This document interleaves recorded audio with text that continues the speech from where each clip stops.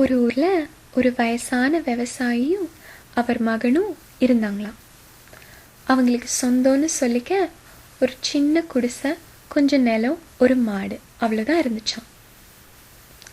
ஒரு நாள் என்னாச்சுன்னா, எப்பயும் போல மேய அனுப்பின மாடு வீடுக்கு திரும்பி வரவே இல்லையாம். மகன் வந்து எல்லா இடமும் சுற்றி பார்த்துட்டாராம், மாடை சுத்தமாக காணுமா.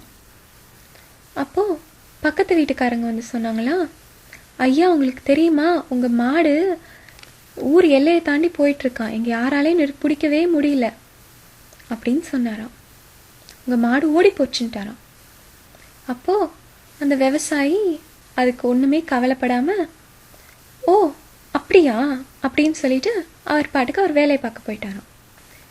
அப்போ அங்கே பக்கத்து வீட்டுக்காரங்க நினச்சாங்களா, என்ன இவன் இந்த மனுஷன் கொஞ்சம் கூட கவலைப்பட மாட்டேன்றாரு அப்படின்னு நினச்சிக்கிட்டாங்களாம். இப்போ இப்படி இருக்கும்போது ஒரு வாரம் ஆச்சான். ஒரு வாரம் கழித்து அந்த ஓடி போன மாடு ஒரு நல்ல ஸ்ட்ராங்கான ஒரு திடமான ஒரு காளை மாடை கொண்டு வந்துச்சான், கூட்டிகிட்டு வந்துச்சான். அப்போ அந்த பக்கத்து வீட்டுக்காரங்க ஊர்க்காரங்களாம் வந்து சொன்னாங்களா, ஐயா வந்து பாருங்களே வெளியே, உங்களோட மாடு ஒரு பெரிய காளை மாடை கொண்டு வந்திருக்கு, நல்ல திடமான காளை மாடு, இனிமேல் அது உங்கள் நிலத்தில் உழவுறதுக்கு ரொம்ப உதவியாக இருக்கும் ஐயா அப்படின்னு சொன்னாங்களாம். அதுக்கும் அந்த விவசாயி, ஓ அப்படியா அப்படின்னு சொல்லிட்டு அவர் பாட்டுக்கு வேலையை பார்த்தாராம். அதுக்கு அவர் சந்தோஷமும் படலையாம். அப்போ அப்படி இருக்கும்போது அந்த காளை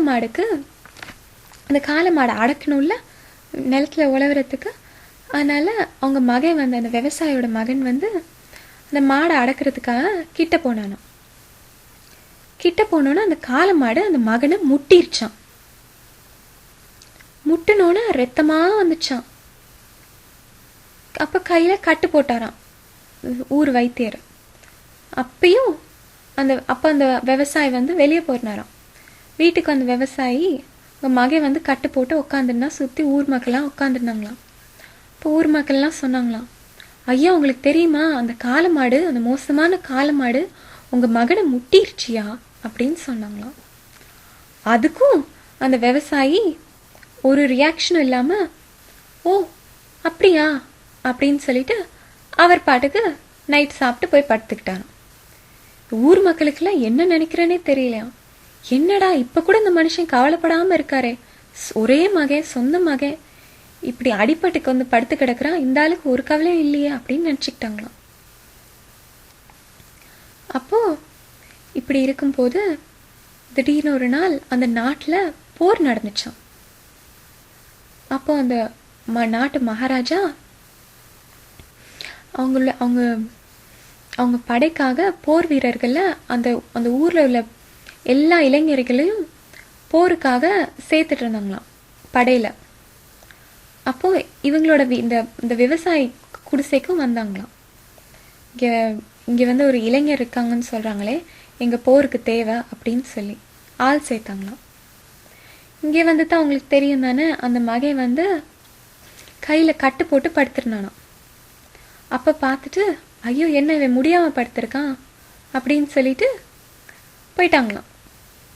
அப்போ அந்த ஊர் மக்கள் எல்லாம் வந்து சொன்னாங்களாம், ஐயோ ஐயா எங்கள் வீட்டில் உள்ள பிள்ளைங்க எல்லாத்தையும் கூட்டிகிட்டு போயிட்டாங்க ஐயா போருக்கு, உங்கள் மகன் நல்ல வேலை பொழைச்சிக்கிட்டான், இப்படியோ தப்பிச்சிட்டான், கையில் கட்டு போட்டிருந்தனால இந்த படுப்பாவிங்க உங்களை விட்டுட்டு போயிட்டாங்க அப்படின்னு சொன்னாங்களாம்.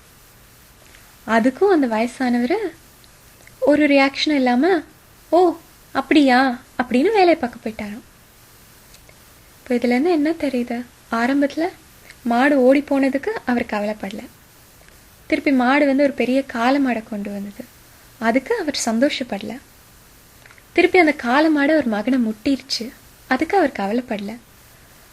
அப்புறம் அந்த மகன் வந்து படுத்திருந்த மகனை பார்த்துட்டு போர் வீரர்கள்லாம், அந்த சோல்ஜர்ஸ்லாம் அவங்க ஆமைக்கு சேர்க்காம போயிட்டாங்க, அதுக்கும் அவர் சந்தோஷப்படல. அதனால கவலையும் சந்தோஷமும் மாறி மாறி வரும்.